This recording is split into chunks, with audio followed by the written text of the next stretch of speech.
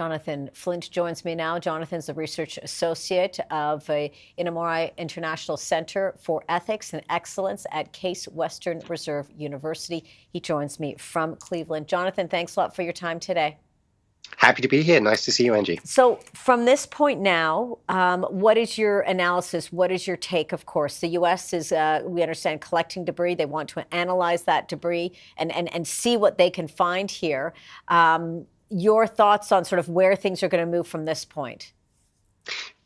I do think that it's all possibly gotten a little bit out of hand politically.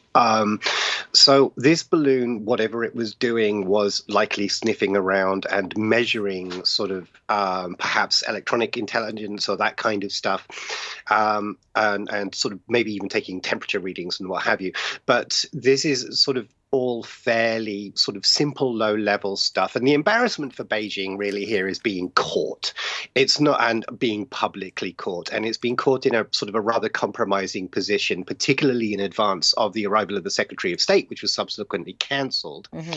And so what we're seeing now is sort of China trying to leave the leave the situation with a little bit of dignity and say, no, you're at fault, not us. I don't see any escalation happening here or anything like that. This will quietly be swept under the rug by the relevant diplomatic authorities. You haven't saying that, though. China has said that the United States has overreacted, and they've even alluded to that there would be repercussions. What is your take on that from China? Well, yes. Well, the question is, in any matter like this, we use a term called reasonable and proportionate. What is a reasonable and proportionate response? And fundamentally, I have to say the loss of one effectively weather balloon, not quite, or one intelligence gathering platform does not make for a very large, reasonable and proportionate response.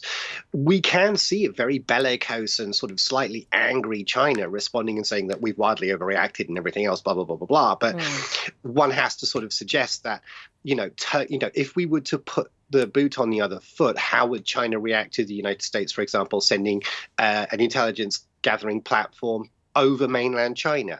We know that they don't react well to intelligence platforms flying in international airspace off of China, and they harass, for example, US jets.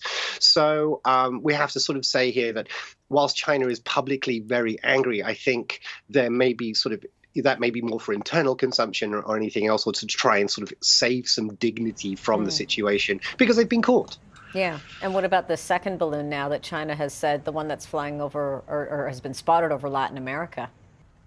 Well, it's interesting, isn't it? Why are they interested in Latin America? Latin America doesn't present a strategic threat or even challenge to China.